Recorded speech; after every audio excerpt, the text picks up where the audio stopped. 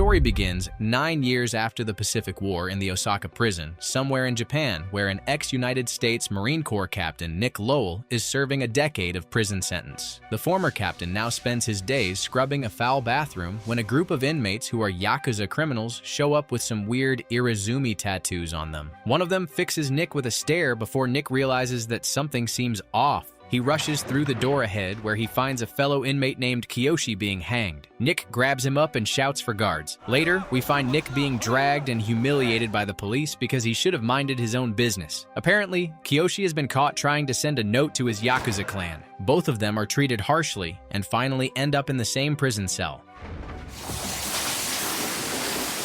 When food comes, Nick acts like an animal, quickly grabbing his meal and then passing over the rest to the man he saved. They exchange their names in low voices before Kiyoshi begs for Nick's help to escape the prison cell. Since he has nothing better to do, When someone tries to commit suicide in prison, they take you to the hospital. Nick listens carefully and learns that Kiyoshi plans to commit suicide in prison and wants Nick to save him at the last moment so he doesn't actually die. In this way, Kiyoshi would be rushed to the hospital where his clanmates would save him, and the Yakuza promises that he will make sure that Nick gets out of the prison too once his plan succeeds. Nick agrees to the proposal. The next day, after all of the inmates are brought back from work, they are taken to the bathroom where the Yakuza criminals keep on starring Nick since he is the only odd one out. After they are taken back to the cell, Kiyoshi takes a blade, lets out a deep sigh, and cuts open his abdomen. Nick shouts for the 10th time when the guards finally show up, asking him to shut his mouth. But when they realize that it is actually an emergency, Kiyoshi's plan works, and he is rushed to the hospital. Days pass, and Kiyoshi keeps his promise by somehow arranging for Nick's sentence to be cut significantly shorter than it should have been. Nick is now clean-shaven and properly groomed, looking like perfect date material, instead of the ugly sweeper he was back in prison. A driver arrives to pick him up and takes him to the Shiromatsu, which is a clan under the Yakuza. There, he receives proper thanks for saving Kiyoshi, and at Kiyoshi's request, is offered a job dealing with an American businessman named Anthony Panetti, who has been giving the clan a hard time. Nick accepts the offer and is taken to a party. The Yakuza who escorts him tells him to enjoy himself while handing him some cash to stay at the inn, saying he will be picked up for his job the next evening. There, Nick meets a lovely Japanese woman named Miyu, who offers him an American drink for $100. Nick hesitates for a moment but seems charmed by her and even leaves her a tip. The next day, he is taken along with Kiyoshi, who wishes him good luck before Nick leaves. Nick enters the factory and is shown the way to Anthony's office. There, he tries to convince the businessman to accept the contract, but Anthony talks down on the Yakuza people and even curses Nick for acting like one of them, revealing that he has already agreed to deal with their rival clan, Shizu. When Nick is harshly asked to leave the office, he literally resorts to violence, picking up a typewriter and brutally beating Anthony, staining his hands with blood. He storms back to the car where Kiyoshi smiles and asks if he has murdered the guy, but Nick responds that the man would survive. Afterwards, they head over to a nightclub where the Japanese people are taking turns telling jokes. When it's Nick's turn, he tells a stupid penguin joke about a penguin walking up to a bartender and asking if he has seen its brother, and the bartender replies by asking what it looks like. Kiyoshi translates it into Japanese, and even though no one finds it funny, he asks them to fake a laugh. Just then, the Shizu clan guys arrive at the bar from Kobe, and Kiyoshi tells their representative, Kentaro, to go back since this is their territory. But the Seizu bring up the Yankees warehouse incident from earlier that evening, making it clear that they are here for revenge. When Kentaro finally speaks down at the Shiromatsu and mocks their boss, Kiyoshi stands up and tells him to shut up. Kentaro brags about taking the port that belonged to the Shiromatsu and threatens to take their women and even their balls while they are at it next time. Nick immediately stands up, creating a scene as he breaks a glass bottle over the man's head. The Shiromatsu points a gun at Kentaro, forcing the Seizu people to retreat. Afterwards, Nick goes up to get some sleep, but is awakened by a horn from outside, where Kiyoshi is waiting for him.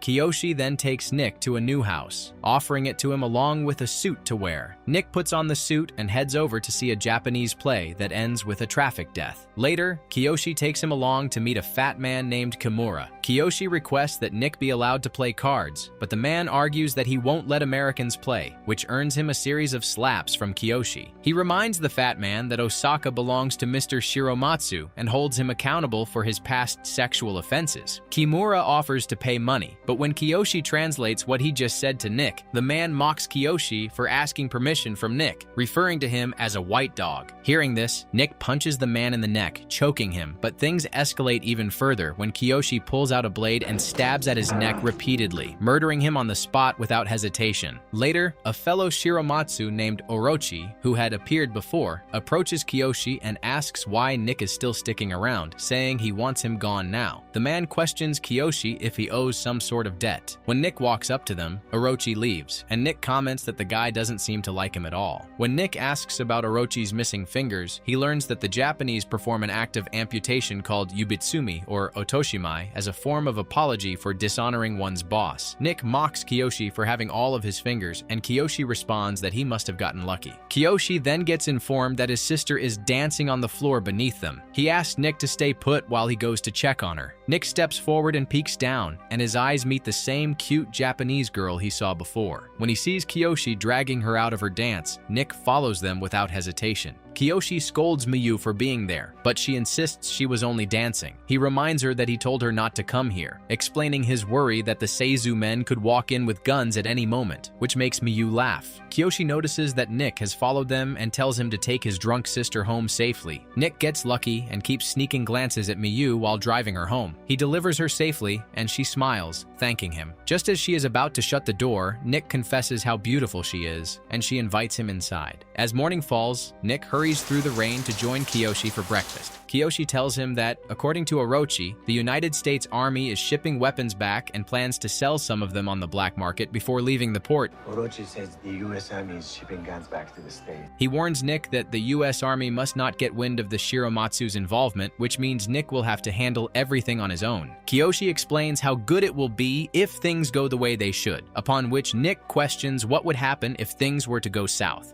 And if it goes wrong, it will come down on you and no one else. Sounds like fun. Kiyoshi answers that Nick alone will bear the consequences. As planned, Nick then leaves alone for the mission to handle the black market weapons deal at the harbor with the traitorous American soldier. However, when Nick's truck arrives at the dock, all he finds there is a dead person on the floor. Just then, right out of nowhere, Nick is ambushed by 4 Seizu members, including Kentaro, who are here to steal the deal for themselves. Kentaro slaps Nick, reminding him that this port and these waters belong to the Seizu. Kentaro keeps Nick busy while the rest look for the cash that Nick has brought along for the deal. When they report to Kentaro that they couldn't find any money, he steps forward himself and confronts Nick directly about it. Nick keeps his mouth shut, and Kentaro orders his underlings to shoot Nick and burn his truck afterward. As the gun is trained on him, Nick is forced to kneel, but he struggles for control of the weapon and shoots 2 of the Seizu members, holding the gun firmly in his opponent's hand. As the tide of the battle shifts, Nick demands to know from the Seizu men where the guns are, but they refuse to reveal anything. Later, all of the Shiromatsu higher-ups gather at the HQ, with Nick present. Kiyoshi apologizes to the leader, admitting that all of this chaos was his idea from the start. The leader shouts that now, with the 2 Seizu men dead, a war between the rival clans will inevitably begin. Nick steps forward and takes the blame, insisting that he is the one who murdered them in self-defense. The leader barks at him to speak in Japanese if he doesn't want his throat cut open immediately. Nick goes silent, and this time Kiyoshi stands up for him, saying that if the Shiromatsu plan on unaliving Nick, then they will have to hang him up first. Orochi asks Kiyoshi if Nick comes before his family. Upon this, Kiyoshi brings up that there is a traitor amongst them who told the Seizu about their plan, and also reveals that Nick has managed to retain the money by placing it under the engine block, where the Seizu never looked. Afterward, Nick is asked to cut off 2 of his fingers as an act of yubitsume, to offer an apology to the leader of the Seizu. Orochi, standing beside Kiyoshi, tells him that Nick has slept with his sister and that he cannot be trusted. Kiyoshi, however, ignores the claim and even offers to amputate his own fingers. The fingertips are then delivered to the Seizu leader, who accepts the apology. Kentaro still harbors hatred in his heart, but when he is asked if Nick can be trusted, he surprisingly vouches for him. Nick is later taken to a countryside temple. On the way, the leader asks if he knows who the traitor is, but Nick says he has no idea. Once they arrive at the temple, Nick is welcomed into the Shiromatsu as a full member through an initiation ceremony where he is asked to drink from the same pot as the leader. Kiyoshi tells him to grab the dish, calling it sakazuki, and hold on to it. Everyone claps as Nick officially becomes a son of the Shiromatsu clan. Later, he receives a welcome party at a bar. Amidst the party, Nick steps outside to see Kiyoshi, who confronts him about his relationship with his sister. Nick assures him, promising that he will take good care of her. At first, Kiyoshi tries to warn Nick that joining the Yakuza means he cannot have this kind of family, but when he sees the determination in Nick's eyes, he congratulates him, saying that now they are true brothers. After the party ends, Nick gets his Irizumi tattoo, matching the one Miyu has. Miyu sits beside him and asks if he knows what the tattoo means. She then explains that the koi fish represents arrogance because it can swim up the waterfall and transform into a dragon. When Nick points out that Miyu has two koi fish, she explains that one swims down and the other up, and Nick adds that it shows sometimes it's important to go with the flow instead of always fighting against it. Later, when Nick and Miyu are traveling in a bus together, Nick's eyes fall on the guy from the Shizu. Nick avoids creating a scene for the safety of Miyu. The next day, some representatives go into a meeting with the Shiromatsu at the Shiromatsu's HQ to propose a business deal to share investments with the Seizu in order to buy some valuable stocks. The leader sees this as utter disrespect because Hiromitsu Shizu has sent a younger representative instead of an elder. Orochi advises him to accept the offer, pointing out how good an investment it seems, but this only makes the leader even angrier, and he eventually rejects the proposal. Later, Orochi complains to Kiyoshi that